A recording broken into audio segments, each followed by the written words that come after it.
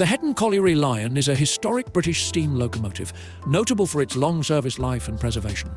Built around 1851 to 52, it was used at the Heddon Colliery in County Durham. The locomotive continued working until 1912, which was quite remarkable for its time. The Seaham Harbour Chaldron wagons are a fascinating piece of industrial history. These wagons were primarily used for transporting coal and were a crucial part of the coal industry in the northeast of England. They were built around 1865 to 1875 and had a distinctive wooden bucket design. Northeastern Railway T3 steam locomotive, or LNER Class Q7, designed by Sir Vincent Raven, built at Darlington in 1919 and withdrawn in 1962. The Q7s were originally based at Blaydon, Gateshead, Tyne Dock and Hull dairy coats. By the mid-1920s, dairy coats found the Q6 met their needs, and their Q7 allocation was moved up to Tyne Docks. All of the Q7s were withdrawn within the 2 months of November and December 1962.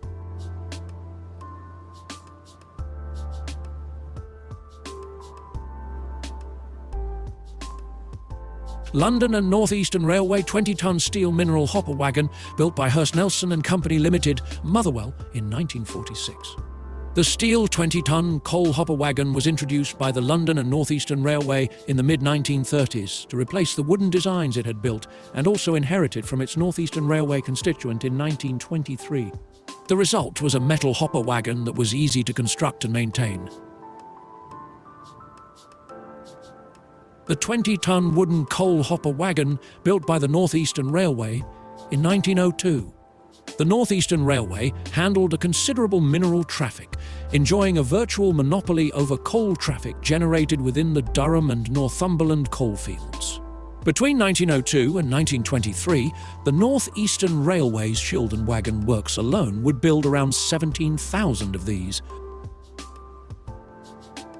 North Eastern Railway, Shellmex and BP Limited saddle-mounted oil tank wagon number 512 with a tank capacity of 2,047 gallons.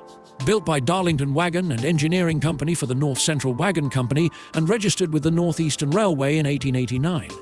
The wagon was restored by its last owner Shellmex in the 1960s, at which point some original features were substituted for modern replacements.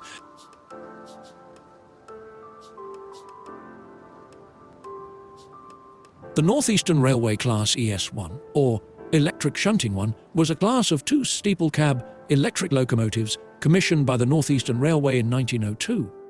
Although they spent most of their time on freight shunting, they could also work with North Eastern Railway's Tyneside Electrical Multiple Unit in the same area at South Gosforth Traction Maintenance Depot. They later passed into the London North Eastern Railway fleet and finally British Railways, where they became known as the Class ES1. They were finally retired in 1964. Number 1 was preserved and can now be found here at National Railway Museum in Shildon.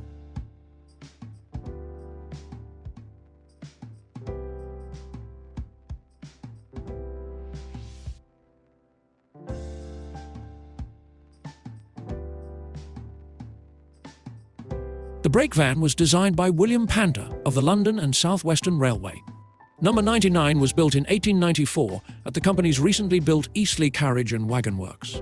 The brake van was essential for goods train safety. The open merchandise wagon was a basic item of railway equipment owned by the railway companies, which came in a range of sizes, often determined by the number of wooden planks used in the sides.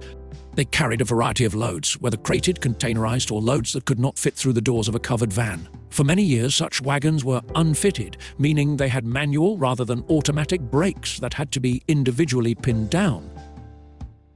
The British Railway's 20-ton Weltroll well wagon is an example of a trolley wagon designed to transport large and heavy large loads, in this case up to 20 tons. Weltroll is an abbreviation of well trolley, describing the design of the wagon, which has a load-bearing floor at the base of a shallow well formed by the side frames and raised ends. This contrasts with a flat roll or flat trolley wagon, on which a load sat on substantial girder-like side frames. As British heavy engineering declined, so did the use of wagons such as these.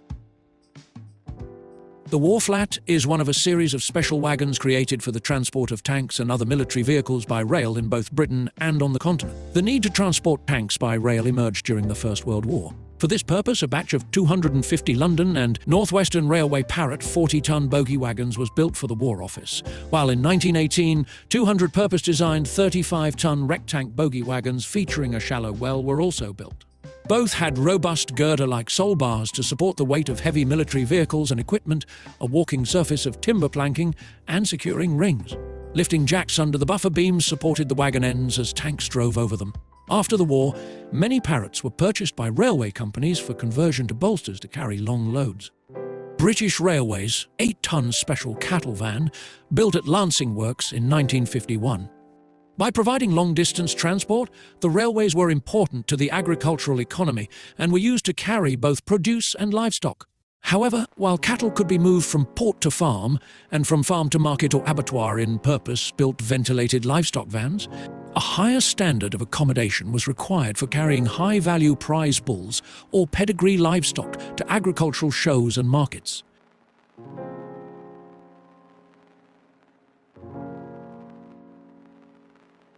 The London and North Western Railway G2 Class Super D, number 49395, is a 080 configuration, coal-fueled, two-cylinder steam locomotive designed by George Whale, built at Crewe in 1921 and withdrawn in 1959. All Super Ds were numbered in the 18 or 25 series by the London and North Western Railway. All passed into London, Midland and Scottish Railway ownership in 1923. And the London, Midland and Scottish Railway assigned them the numbers 9002 to 9064, sequentially in order of rebuild date. British Railways amended it back to 49395.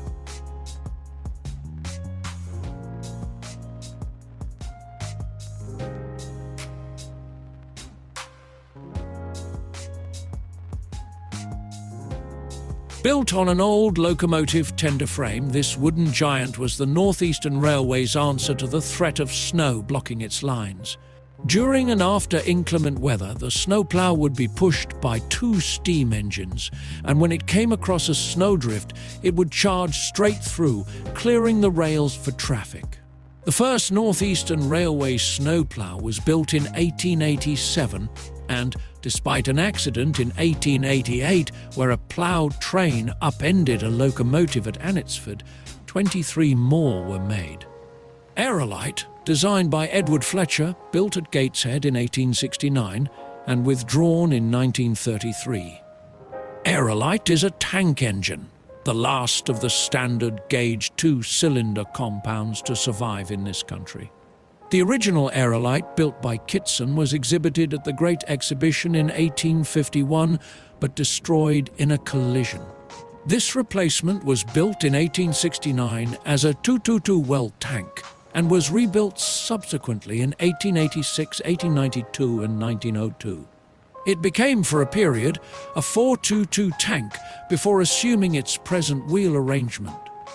It was in its present form that it lasted longest, being used to haul the departmental saloons around the North Eastern Railway and London North Eastern Railway North Eastern area until it was withdrawn in 1933. Great Northern Railway four-wheeled hand crane, which is sat on top of a jib runner for transportation. A jib runner is a type of rail vehicle used in conjunction with a crane, specifically designed to support the crane's jib, the projecting arm of the crane. It typically carries additional equipment and tools needed for the crane's operation. The jib runner helps distribute the weight of the crane's jib and provides stability during lifting operations. The Wickham trolley was used to transport railway workers. It was driven to parts of the railway that needed repairs. Workers would also have used a small truck behind the Wickham trolley where they would have kept their tools. The Buda Plate Layers Velocipede is a fascinating piece of railway history. It's a type of tricycle designed for use on railway tracks, primarily by maintenance workers known as plate layers. These velocipedes were made of wood and metal, featuring flanged metal wheels to keep them on the tracks. How cool would it have been riding one of those on the train line? I will have a go.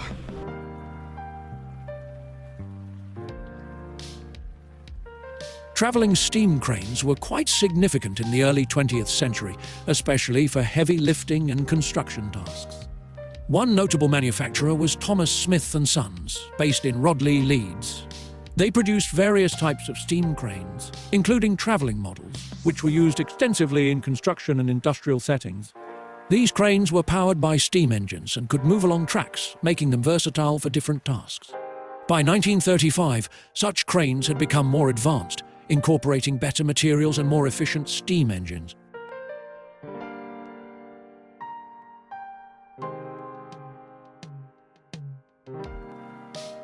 British Railways tamping machine, built by Matisa Limited in 1949, formerly located at Boston, Lincolnshire. A tamping machine, or ballast tamper, informally simply a tamper, is a self-propelled, rail-mounted machine used to pack or tamp the track ballast under railway tracks to make the tracks and roadbed more durable and level.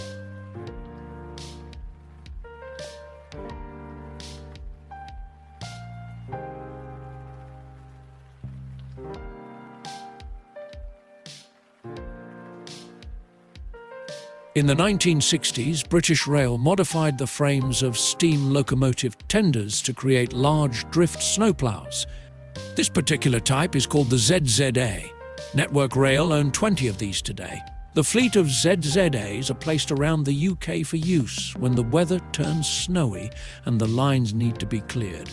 They are a rail-mounted independent snowplough with 6 wheels, a staff accommodation compartment, air-braked and painted black with yellow warning stripes. This petrol shunting locomotive was built in 1925 by Motor Rail Limited, also known as Simplex. It was used during wartime, then after, in industry. This British Railways oil tank wagon was in service for the National Benzol Company for 20 years between 1954 and 1974. Built by Powell Dufferin Engineering Company Limited, 1954. The underframe is typical of its period and the tank has a manhole-type filler at the top. Discharge of the contents was via a cross-pipe beneath. British Railways 13-ton China clay wagon built at Shildon Works in 1955. It is vacuum braked, fitted with hood support. This Clayhood wagon was a type of hopper railway wagon used by British Rail and then the privatised railway to move China clay kaolin in southwest England. Construction spans 1954 to 1960 and 875 were built.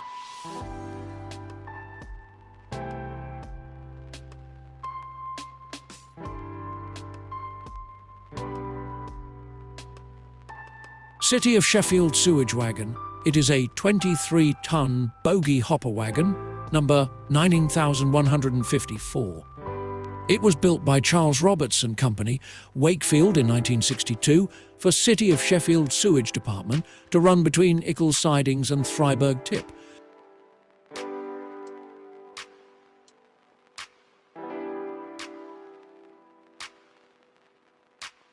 This is an ICI bogie steel hopper wagon, built by Charles Roberts and Company of Wakefield in 1938. This particular wagon is number 3252. It was used for limestone traffic in the Peak District and is one of 2 such wagons preserved. This is the British Railways Class 31 diesel electric locomotive, built by Brush Electrical Engineering Company at Loughborough in 1957 and withdrawn in 1976. Originally known as the Brush Type 2, D5500 was the first locomotive built by Brush Electrical Engineering Company for British Railways under their 1955 modernisation plan. Ultimately, the plan's aim was to replace steam locomotives with diesel and electric traction. The engines in the Class 31 locomotives proved unreliable and in the 1960s were replaced with engines produced by English Electric. The locomotives were originally known as Class 30, when re-engined then became Class 31.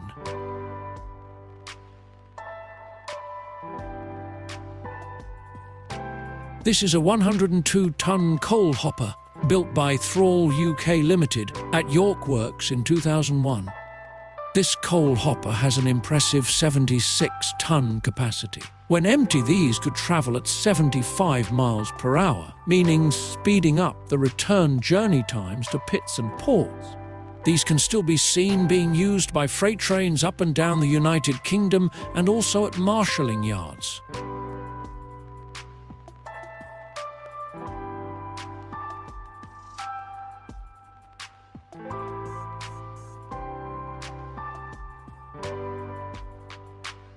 Here, we have a British Railways London Midland Region BA-type container made of light alloy. This speed freight container, number BA4324B, was built at Earlstown Works in 1962. During 1962, only 40 were constructed. It is housed onto a conflat wagon, which was built in 1959.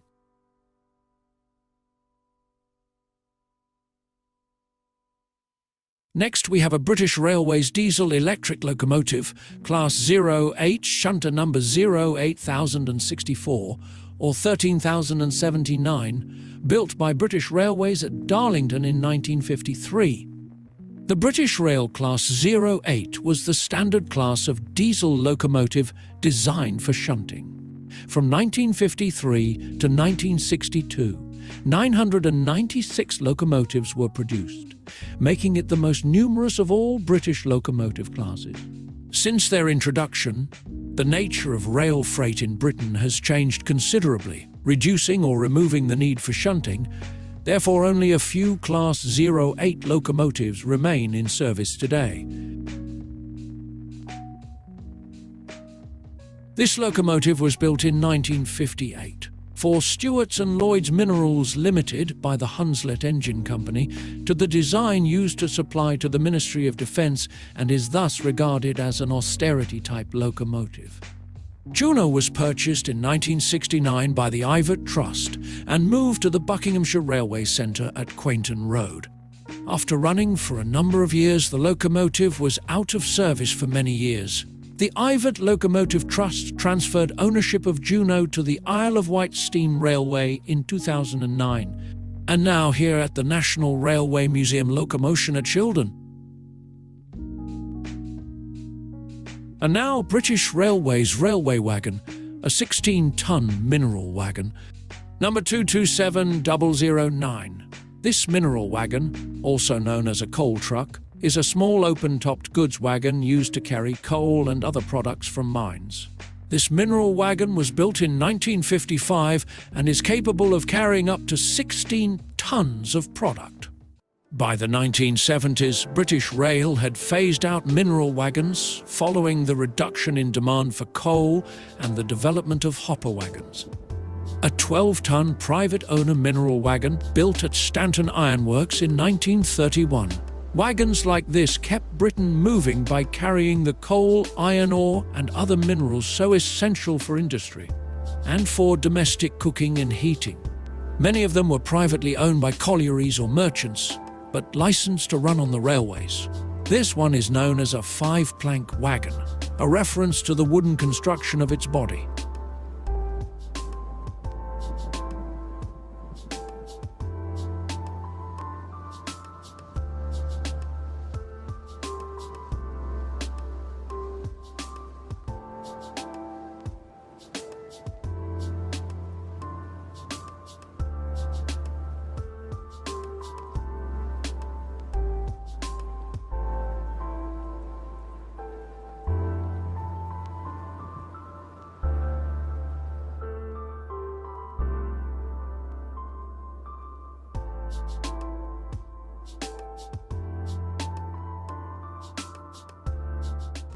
So that was a new hall. It opened today, and to be honest, I thought it was really good. There's loads of things in there to see, and loads of history plaques you can read and just discover all about the different trains that are there and their particular role in rail, I guess.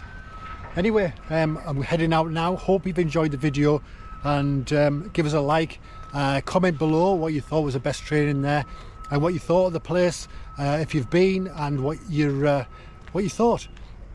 And as I say, it's free to get in. You can't go wrong with being free. The ride on the Stevenson's replica rocket was only about £4 for adults, and I think it's free for under fives. But it's a really good place to go. There's a little park and picnic area, so you can bring your own food if you don't want to go in the cafe. It's disabled friendly. Yeah, check it out. Definitely worth a visit. Recommend it. Anyway, I'm heading off now. So as always, take care of yourself. Don't forget to like, comment, subscribe, and I'll see you in the next one. So take care and bye-bye.